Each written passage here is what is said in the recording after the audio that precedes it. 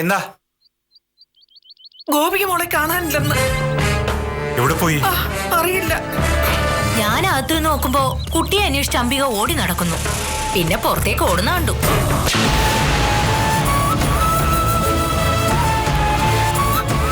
മോളെ എന്തു പറ്റി? കുഞ്ഞെവിടെ? അറിയില്ലമ്മ. മുറ്റത്ത് നിന്ന് ഞാൻ ആഹാരം കൊടുത്തോണ്ട് നിൽക്കുമായിരുന്നു. ഒന്ന് അടുക്കള വരെ പോയിട്ട് വന്ന നേരം അതിനിടയിൽ മോളെ കാണുന്നില്ല.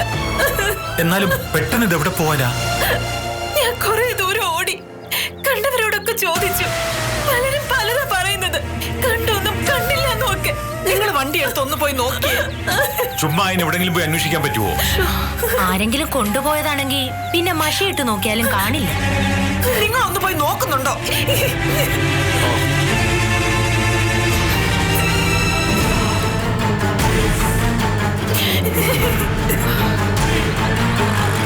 ദേ വരുന്നു.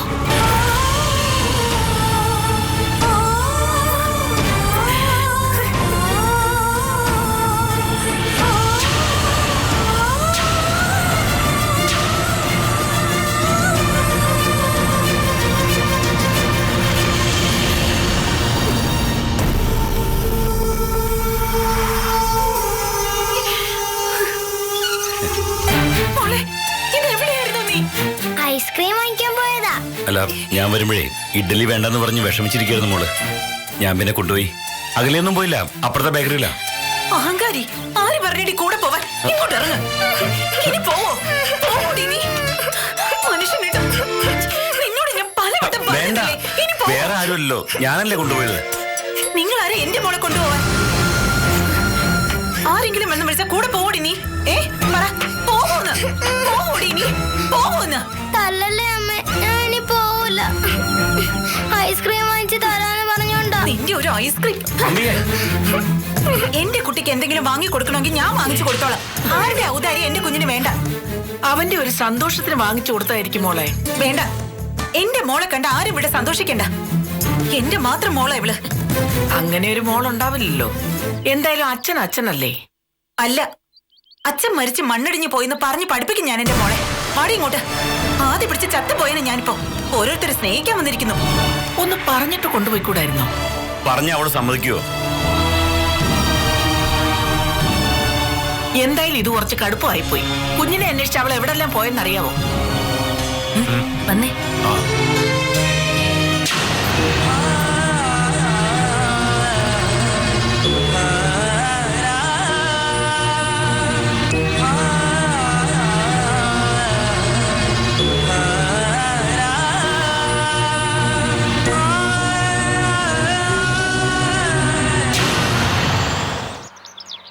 മോളെ, നീ ശ്രദ്ധിച്ചോ? ഇവിടെ നടക്കുന്ന കാര്യങ്ങളെല്ലാം നീ ശ്രദ്ധിക്കുന്നുണ്ടോ?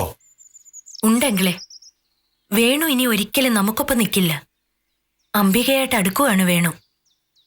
അതിനായി കുഞ്ഞിനോടുള്ള അമിത സ്നേഹം. അതെനിക്ക് മനസ്സിലായി. അമ്പിയോടടുത്താൽ അവൻ ഈ വീട്ടിൽ നിന്ന് അകലും, നമ്മളിൽ നിന്ന് അകലും. അവനെ നമുക്ക് നഷ്ടപ്പെടും മോളെ. എനിക്കല്ലേ അങ്കിളെ കൂടുതൽ നഷ്ടം.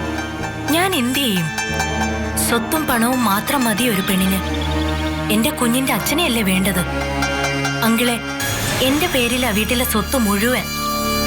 എങ്ങനെ നോക്കിയാലും പ്രോപ്പർട്ടി മാത്രം ഒരു 5-8 കോടി രൂപ വരും. അതെല്ലാം എന്നെ കല്യാണം കഴിക്കുന്ന ആൾക്കൂടി ഉള്ളതല്ലേ. അതെന്താ വേണു മനസ്സിലാക്കാത്തത്? മനസ്സിലാക്കും. അതിനൊരൊറ്റ വഴിയേ ഉള്ളൂ. എന്താ അങ്കിളെ? എന്തായാലും നമുക്കത് ചെയ്യാം. ഞാൻ മുമ്പ് പറഞ്ഞില്ലേ, അംബികയുടെ മോള്. അവളെ ലക്ഷ്യം വെക്കാം നമുക്ക്. ഒരല്പസമയത്തിന് കുഞ്ഞിനെ കാണാതായപ്പോൾ അംബികയുടെ ബഹളം കണ്ടോ നീ? അപ്പൊ സ്ഥിരമായിട്ട് കുട്ടിയെ നഷ്ടപ്പെട്ടാലും.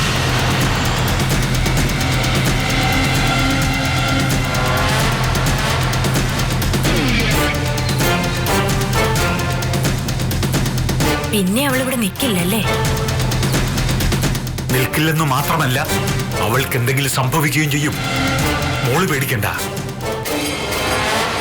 അതിനുള്ള വഴിയൊക്കെ ഈ അങ്കിള് കണ്ടോളാം.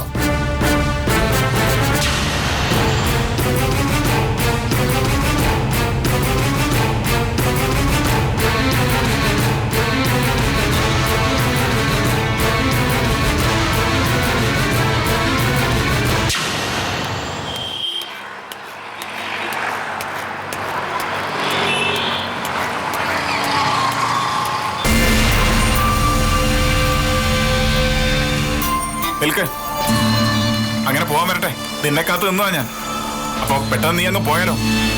എന്താ അർജുന, നിന്റെ അഭിനയം എനിക്ക് വല്ലാതെ അങ്ങ് ഇഷ്ടപ്പെട്ടു. എപ്പോഴാ? മുമ്പ് വീട്ടിൽ വന്ന് കാണിച്ച ആ പ്രകടനം ഉണ്ടല്ലോ, അത് കുഴപ്പമില്ല. അപ്പോഴത്തെ ഒരു നിലനിൽപ്പിന് അത് അത്യാവശ്യമായിരുന്നു. പക്ഷേ ഇപ്പൊ നീ സത്യം പറയണം, മൈന എവിടെയാ? ആരവിടെ കൊണ്ടുപോയത്? നീ കൊടുത്തുവിട്ടതാണോ അതോ വന്ന് കൊണ്ടുപോയതാണോ? അതോ നീ എവിടെയെങ്കിലും ഒളിപ്പിച്ചിട്ടുണ്ടോ? നീ ആരാ ഇതൊക്കെ ചോദിക്കാൻ? ഹരിശങ്കർ വന്ന് ചോദിച്ചാൽ മനസ്സിലാക്കാം. കുറെ കാലം തിന്നാൻ കൊടുത്ത് തപ്പിൻ തടവിയും കൊണ്ട് നടന്നതാ. പക്ഷെ നീയോ? എന്താ നിനക്കും കൈവച്ചതിന്റെ അവകാശം വല്ലതും പറയാനുണ്ടോ? അർജുന, നീ നാണം കെട്ട വർത്താനം പറയാത്ത കാര്യം പറ. മൈന എവിടെ? എന്റെ അടുത്തില്ല. നിനക്ക് പറ്റുമെങ്കിൽ വിശ്വസിച്ചോ. പക്ഷേ ഒരു കാര്യം നീ ശ്രദ്ധിച്ചോ, പോലീസ് സൂപ്രണ്ടിന്റെ പെങ്ങളാണെന്ന് പറയുന്ന മൈനയെ കാണാതായിട്ട് പോലീസ് ഇതുവരെ ഒരു അന്വേഷണം നടത്തിയിട്ടില്ല. എന്താ അതിനർത്ഥം?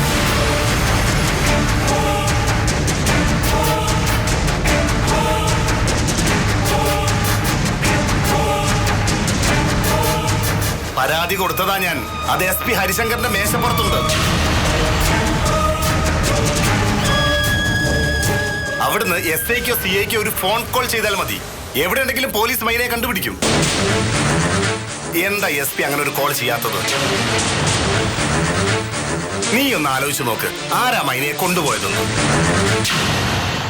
അല്ല, ഇക്കാര്യത്തിൽ മറ്റുള്ളവർക്കില്ലാത്ത താല്പര്യം നിനക്കെന്താ? നീയും പങ്കുപറ്റിയല്ലേ? നിന്നെയൊക്കെ സമ്മതിക്കണടാ. ബാക്കിയുള്ളവർ ഉപ്പ് നോക്കുന്നതിന് മുമ്പ് നീയൊക്കെ വയറ് നിറച്ച് കഴിച്ചല്ലോടാ. അജീർണം വന്ന് ചാവടാ നീ. എന്റെ ശാപം അത്.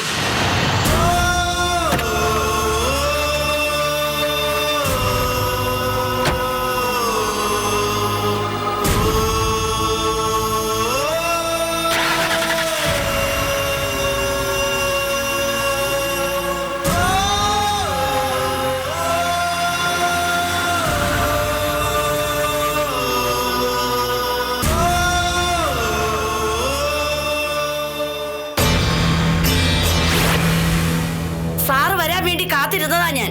ഇപ്പൊ ഒരു തീരുമാനം ഉണ്ടാക്കണം. ഇയാളുടെ കാവൽ ഇവിടെ ആവശ്യമില്ല. മൈനമോളെ നോക്കാൻ ഞാൻ ധാരാളം മതി. അല്ല, എനിക്ക് മനസ്സിലാവത്തോണ്ട് ചോദിക്കാം, സാറിന് ഇത് എന്ത് പറ്റി? മോളെ കൊണ്ട് നിർത്താൻ പറ്റിയ സ്ഥലമാണത്? എവള് മിക്കാറും ഈ വീട്ടിൽ കശമാങ്ങായിട്ട് വാറ്റും. കേട്ടില്ലേ സാറേ? ഇതിന് ഞാൻ മറുപടി പറഞ്ഞ കൂടിപ്പോവും. പഴയ അമ്മണിയാക്ക് സാറേ ഇയാളെന്നെ. നിങ്ങൾ ബഹളം വെക്കാതിരിക്കെ. എന്നിട്ട് ഞാൻ പറയുന്നത് കേൾക്ക്. രണ്ടുപേരെ എനിക്ക് വിശ്വാസമാണ്. വർഷങ്ങളായിട്ട് എന്റെ കുടുംബത്തെ അടുത്തറിഞ്ഞ ലോനപ്പൻ അല്ലേ? അതെ. അത് പക്ഷെ ഇവക്ക് മനസ്സിലാവണ്ടേ? മനസ്സിലാവും. കഷ്ടപ്പാടുകളുടെ കണ്ണീര് രുചിച്ചറിഞ്ഞ അമ്മണി ചേച്ചിക്ക് എല്ലാം മനസ്സിലാവും. ജീവിതം എന്തെന്ന് തിരിച്ചറിഞ്ഞ നിങ്ങളുടെ അടുത്ത് എന്റെ അനിയത്തി സുരക്ഷിതയായിരിക്കും. മൈനയുടെ അകത്തുണ്ട് സാർ.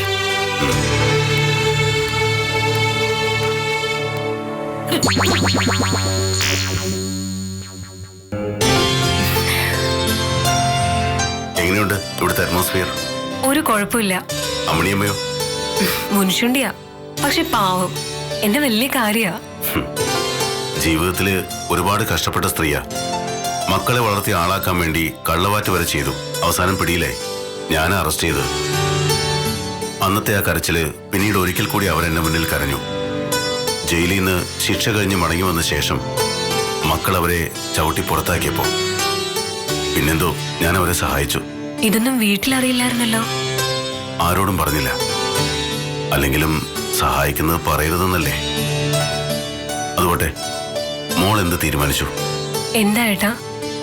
ഒരിക്കലും നിന്നെ സ്വീകരിക്കാൻ സിദ്ധാർത്ഥിന് കഴിയില്ലെന്ന് നിനക്ക് തന്നെ അറിയാം. പിന്നെ എന്തിനാ ഇങ്ങനൊരു ജീവിതം? കാണുന്നവർ കുറ്റപ്പെടുത്തും, കളിയാക്കും, ഇല്ലേ? അതെന്റെ വിധിയാ.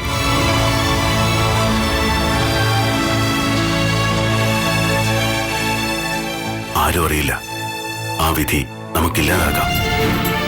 നല്ലൊരു ജീവിതം കൊണ്ട് കളയില്ലേ മോളെ. മോളെ, ഏട്ടന്റെ സങ്കടം ഈ പറയുന്നേ. എനിക്ക് മനസ്സിലാവും. ഏട്ടന്റെ വിഷമം ശരിക്കും മനസ്സിലാവുന്നുണ്ട് എനിക്ക്. പക്ഷെ കുഞ്ഞില്ലാതായാലും മറ്റൊരാൾക്കൊപ്പം ജീവിക്കില്ലേന് ഞാൻ. പിന്നെ എന്തിനാ ഒരു ജീവൻ നശിപ്പിക്കുന്നത്? എന്റെ കുഞ്ഞിന്റെ മുഖം ഞാനൊന്ന് കണ്ടോട്ടെ ഏട്ടാ. പറയുന്നൊക്കെ ഇപ്പോഴത്തെ സെന്റിമെന്റ്സ് മാത്രമാ. ആലോചിക്ക, മനസ്സിരുത്തി ഒന്നുകൂടി ഒന്ന് ആലോചിക്ക. ഞാനിനി എന്താലോചിക്കാനാ? നീ ആലോചിച്ചില്ലെങ്കിലും എനിക്ക് ആലോചിക്കണം. നിന്നെ ഒരു സുരക്ഷിതമായ കൈകളിൽ ഞാൻ എത്തിച്ചിരിക്കും. നിന്നെ ഒരു സുരക്ഷിതമായ കൈകളിൽ ഞാൻ എത്തിച്ചിരിക്കും. നീ തടസ്സം നിന്നാലും അത് നടന്നിരിക്കും.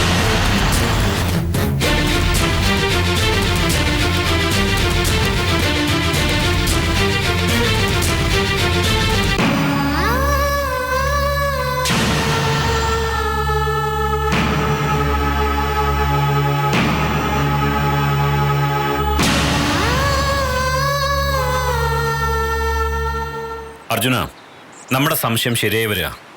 SP ഹരിശങ്കർ അല്ല, കട്ടച്ചൽ ജോണിയാ മൈനയെ കൊണ്ടുപോയത്. എന്താ അങ്ങനെ ഉറപ്പിച്ച് പറയാൻ? അല്ലെങ്കിൽ പിന്നെ ജോണിയുടെ ഫോൺ ഓഫായിരിക്കുന്ന എന്താ? മൈനയെ കാണാതായ ദിവസം മുതൽ ഈ നിമിഷം വരെ ജോണിയുടെ 2 നമ്പർ സ്വിച്ച് ഓഫാ. പെണ്ണിനെ അവൻ കടത്തി കഴിഞ്ഞു. അർജുന, ഇനി നമ്മുടെ ഫോൺ എടുത്താൽ പറഞ്ഞുറപ്പിച്ച പണം തരണ്ടേ? അതുകൊണ്ട് നമ്പർ മാറ്റിയിട്ടുണ്ടാവും. ഒന്നുകൂടി ചിന്തിക്കുന്നത് നല്ലതാ. എനിക്കിപ്പോഴും SP ഹരിശങ്കറെ തന്നെ സംശയം. അല്ല അർജുന, പെണ്ണിനെ കൊണ്ടുപോയത് ജോണി അല്ലെങ്കിൽ അഡ്വാൻസ് തിരിച്ചു വാങ്ങിക്കാൻ അവൻ നമ്മുടെ അടുത്ത് വന്നേനെ. ഇത് മനഃപൂർവ്വം നമ്മൾ ഒഴിവാക്കിയതെന്നാ. അപ്പോ ചതി പറ്റിയല്ലേ? തമ്മിൽ ചതിക്കാത്തൊരു ഫീൽഡാ ഇത്. ചതിച്ചാൽ അതിന് പകരം വീട്ടുന്നത് ജീവനെടുത്താ. അതിനൊരു കോംപ്രമൈസും ഇല്ല. ജോണിക്കുള്ള ശിക്ഷ മരണമായിരിക്കും. അവനെ അന്വേഷിച്ച് മുംബൈ വരെ ഞാൻ ആളെ വിട്ടിട്ടുണ്ട്. കണ്ടുപിടിക്കും.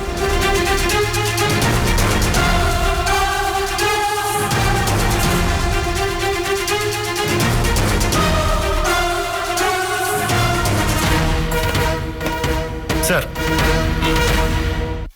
മുംബൈ സെക്സ് റാക്കറ്റിന്റെ വിശദമായ വിവരങ്ങൾ ഫയലിലാക്കിയിട്ടുണ്ട് സാർ. ഇത് പടർന്ന് പന്തലിച്ച് കിടക്കുന്ന ഒരു വടവൃക്ഷമാണ്. ഇതിന്റെ വേരുകൾ തേടിപ്പോയ രാജ്യങ്ങൾ തന്നെ പിന്നിടേണ്ടി വരും. നമ്മള് അത്രയ്ക്കൊന്നും പോകുന്നില്ല. കയ്യിൽ കിട്ടിയ ഏജൻസിനെ കോടതിയിൽ ഹാജരാക്കുക. ഒപ്പം കേസ് ഫയലും. ബാക്കിയെല്ലാം കോടതി തീരുമാനിക്കട്ടെ. ജോണിയുടെയും കൂട്ടരുടെയും മൊഴിയിൽ നിന്ന് കാര്യമായിട്ടൊന്നും കിട്ടിയിട്ടില്ല സാർ. സത്യത്തിൽ അവർക്കറിയില്ല ഇതിന്റെയൊക്കെ തലപ്പത്ത് ആരാണെന്ന്.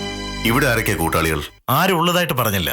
ഈ അർജുനുമായിട്ട് എന്തെങ്കിലും ബന്ധം? ഇല്ലെന്നാണ് പറഞ്ഞത്. അറസ്റ്റ് രേഖപ്പെടുത്തിയിട്ടില്ലല്ലോ? ഇതുവരെ ഇല്ല സാർ.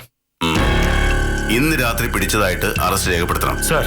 ഇനി മാധ്യമങ്ങളെ അറിയിക്കാം. You can go sir.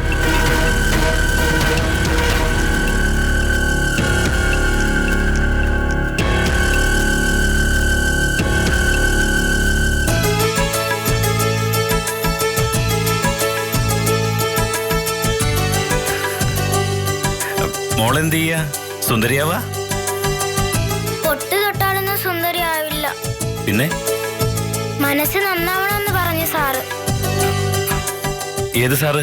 ഞങ്ങൾക്ക് ഇത്രയും നാളും മലയാളം ക്ലാസ്സിലായിരുന്നല്ലോ, ഇപ്പൊ കമ്പൽസറി ആക്കി. അപ്പൊ പഠിപ്പിക്കാൻ വന്നതാ. നല്ല സാറ്. എന്നെ പോലെ അല്ലേ? അല്ല, അങ്കിള് ദുഷ്ടനാണെന്ന് അമ്മ പറഞ്ഞു വന്നിട്ടുണ്ട്. അമ്മ അങ്ങനെയൊക്കെ പറയും. സത്യത്തില് അച്ഛനൊരു പാവാ. അച്ഛനോ? ആ, അങ്കിളല്ല, മോളുടെ അച്ഛനാ ഞാൻ. വേണമെങ്കിൽ ഇനി മുതൽ അച്ഛന്ന് വിളിച്ചോ. വേണ്ട, അങ്കിളിനോട് മിണ്ടിന്ന് അറിഞ്ഞാൽ തന്നെ അമ്മ എന്നെ തല്ലും. അമ്മ ഒന്നും ചെയ്യില്ല. എന്ത് വന്നാലും അച്ഛൻ കൂടെ ഉണ്ട്. വേണ്ട, എനിക്ക് എന്റെ അമ്മ മതി. പോരാ, അച്ഛനും കൂടെ വേണം. സത്യത്തില് മോളോട് അമ്മയേക്കാൾ കൂടുതൽ ഇഷ്ടം അച്ഛനാ. മോൾ അമ്മയോട് പറയണം എന്റെ അച്ഛനെ വിട്ട് ഞാൻ എങ്ങും പോവില്ലെന്ന്. അച്ഛന് അത്രയ്ക്ക് ഇഷ്ടമാണെന്ന്. എനിക്ക് അത്രയ്ക്ക് ഇഷ്ടമല്ലല്ലോ. എന്നാലും കുറച്ചിഷ്ടല്ലേ? ഇത്രയും ഇല്ല. ഇത്രയും ഇത്രയും ഇല്ല. ഇത്രയും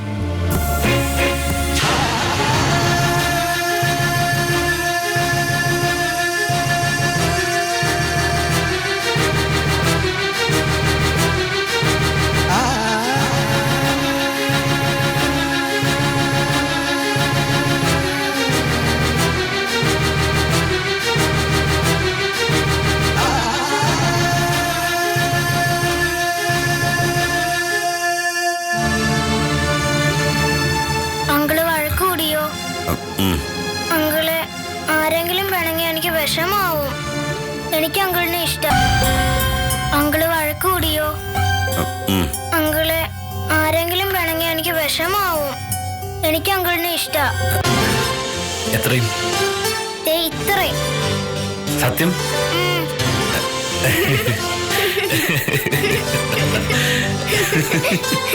ഗോപു, എന്തോന്നാണ് ഇത്ര ചിരിക്കാൻ? ഞാൻ പറഞ്ഞിട്ടില്ല കണ്ടവരുടെ അടുത്ത് കൊഞ്ചരുതെന്ന്. കണ്ടവരുടെ അടുത്തല്ല, ശാസിച്ചു കൊണ്ടൊന്നും രക്തബന്ധം ഇല്ലാതാവില്ല. രക്തബന്ധോ? നാണില്ലല്ലോ നിങ്ങൾക്കിത് പറയാൻ. ഞാൻ പറയുന്ന ആളാണ് എന്റെ കുട്ടിയുടെ അച്ഛൻ. അത് നിങ്ങളാണെന്ന് അവളെ ഒരിക്കലും ഞാൻ പറഞ്ഞ് പഠിപ്പിക്കില്ല. പാടി ഇങ്ങോട്ട്.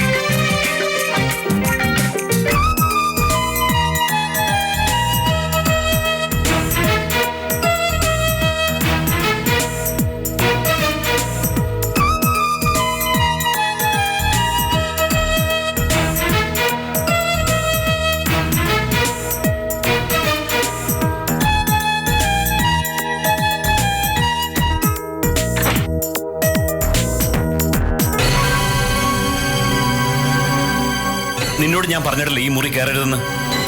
എന്റെ മുറിയിലേക്ക് വേണു വന്നില്ലെങ്കിൽ ഞാൻ വേണുവിന്റെ മുറിയിലേക്ക് വരും. നീ എന്നെ കട്ടിലെന്ന് എഴുന്നേറ്റെ. എന്താ വേണു ഇത്? എന്നായാലും നമ്മൾ ഒരുമിച്ച് ഒരു കട്ടിൽ കിടന്നുറങ്ങേണ്ടവരല്ലേ? അല്ല, അങ്ങനെയൊക്കെ വിചാരിച്ചു പോയത് എന്റെ ഭാഗത്തുണ്ടായ തെറ്റ്. അതൊക്കെ ഞാൻ തിരുത്തി കഴിഞ്ഞു. എങ്ങനെ തിരുത്താൻ പറ്റും വേണു? എന്റെ മുറി തേടി വന്ന് എനിക്കൊപ്പം ഒരു രാത്രി കഴിഞ്ഞ് ഞാൻ കാത്തു സൂക്ഷിച്ചതല്ലേ എനിക്ക് നഷ്ടപ്പെടുത്തിയിട്ട് ഇനി എങ്ങനെ ആ തെറ്റ് തിരുത്താൻ പറ്റും? ഇപ്പൊ ദാ വയറ്റിൽ ഒരു കുഞ്ഞു കൂടിയായി. ഇനി ഞാൻ എന്ത് ചെയ്യും? നീ എന്തെങ്കിലും ചെയ്യ്. അത് എന്നോട് ചോദിക്കണം എന്തിനാ? എന്റെ ഭർത്താവിനോടല്ലാതെ ഞാൻ വേറെ ആരോട് ചോദിക്കും? ചുമ്മാ അങ്ങ് പറഞ്ഞ ഭർത്താവോ? ഇല്ല, അതുകൊണ്ട് ഒരു താലി കെട്ടിത്താ, അപ്പൊ ഭർത്താവില്ലേ? ഗീതു, നീ ഇത് എന്ത് ഭാവിച്ചാണെന്ന് പല പ്രാവശ്യം ഞാൻ നിന്നോട് ചോദിച്ചു. വീണ്ടും ചോദിക്കുക. എന്നെ ഇങ്ങനെ ഉപദ്രവിക്കാതിരിക്കാൻ എന്ത് വേണം നിനക്ക്? എനിക്കും നിനക്കും അറിയാം അന്ന് രാത്രി ഒന്നും സംഭവിച്ചിട്ടില്ലെന്ന്. വെള്ളടിച്ച് കിടന്നുറങ്ങി എന്നെ നീ ഒരു കൊച്ചിന്റെ തന്തയാക്കാൻ ശ്രമിക്കുന്നത് കുറച്ച് കടുപ്പല്ലേ ഗീതു? ഈശ്വരൻ പൊറുക്കുന്ന കാര്യമാണോ അത്? ഈശ്വരന്റെ കാര്യമൊക്കെ അവിടെ നിൽക്കട്ടെ. ഞാൻ വളരെ കാര്യമായിട്ട് പറയുക. അംബികയും കുഞ്ഞിനെയും വേണുവിന് ഇഷ്ടമല്ലായിരുന്നല്ലോ. ഇപ്പൊ എന്നോടുള്ള ദേഷ്യത്തിലല്ലേ അവരോട് ഇഷ്ടം കാണിക്കുന്നത്? അത് വേണ്ട വേണു, അവളെ കളഞ്ഞേക്ക്. വേണുവിന് ഞാനില്ലേ. ഇപ്പൊ എന്നോടുള്ള ദേഷ്യം കൊണ്ടല്ലേ അവരോട് ഇഷ്ടം കാണിക്കുന്നത്? അത് വേണ്ട വേണു, അവളെ കളഞ്ഞേക്ക്. വേണുവിന് ഞാനില്ലേ. ആരെ കളയണം ആരെ സ്വീകരിക്കണം എന്ന് തീരുമാനിക്കുന്നത് ഞാനാ. ഗീതു, വളരെ സമാധാനപരമായൊരു പോംവഴി ഞാൻ പറയാം. എന്താ? എന്തായാലും നീ ഗർഭിണിയാണ്. നമുക്ക് ഇത് അബോർട്ട് ചെയ്താലോ? അയ്യോ, എന്റെ വേണുവിന്റെ കുഞ്ഞിനെ എനിക്ക് പ്രസവിക്കണം. നിന്റെ കുഞ്ഞ് നിന്റെ അച്ഛൻ്റെ അച്ഛൻ. മര്യാദക്കാണെങ്കിൽ മര്യാദ, ഇല്ലെങ്കിൽ എന്റെ സ്വഭാവം നിനക്കറിയില്ല. ഒറ്റ ചവിട്ട് തന്ന ഇവിടെ നിനക്ക് അബോർഷൻ. എന്നാ ഒന്ന് ചവിട്ട് കാണട്ടെ മിടുക്ക്. ചവിട്ട്, ചവിട്ടാൻ. എന്താ ചവിട്ടുന്നില്ലേ? ഗീതു, നീ എന്നെങ്ങനെ ധർമ്മസങ്കടത്തിലാക്കരുത്. പറ, നിന്നെ ഈ കോലത്തിലാക്കി തരാം. ആരാ നിന്നെ ഗർഭിണിയാക്കിയത്? എന്നിട്ട് പിന്നെ എന്താ സംഭവിച്ചത്? അവൻ വേറെ കല്യാണം കഴിച്ചിട്ടുണ്ടോ? അതോ അവൻ നിന്നെ വേണ്ടെന്ന് പറഞ്ഞോ? അതോ നാട് വിട്ടുപോയോ?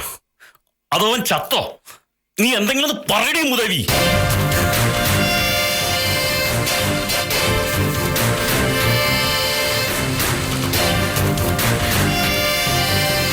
ആ തെണ്ടി ഭൂമിയിൽ എവിടെയെങ്കിലും ജീവിച്ചിരിപ്പുണ്ടെങ്കിൽ അവനെ പിടിച്ചു കെട്ടി ഞാൻ നിന്റെ മുമ്പിൽ കൊണ്ടുതരാം. എന്നിട്ട് അവൻ നിന്നെ കെട്ടിയില്ലെങ്കിൽ അവന്റെ പ്രൊട്രാക്ടറും ഡിവൈഡേഴ്സും ഒക്കെ പണ്ടാറടങ്ങി തരാം ഞാൻ. കൈ കിട്ടി അവന്റെ 16 അടിയന്തരത്തിന് തൂഷണല വിളിക്കും ഞാൻ. ഒന്ന് പറ, ആരാ തെണ്ടി? പറയട്ടെ. ആ പറ. പറയും. പറയേ, എന്റെ പൊന്നല്ലേ, പറ. ഞാൻ പറയും. പറ, ഞാൻ നിനക്ക് ആനമയിലൊട്ടാ വാങ്ങിച്ചു തരാം. ഒന്ന് പറ. ആ തെണ്ടിയാണ് ഈ ചെറുക്കൻ.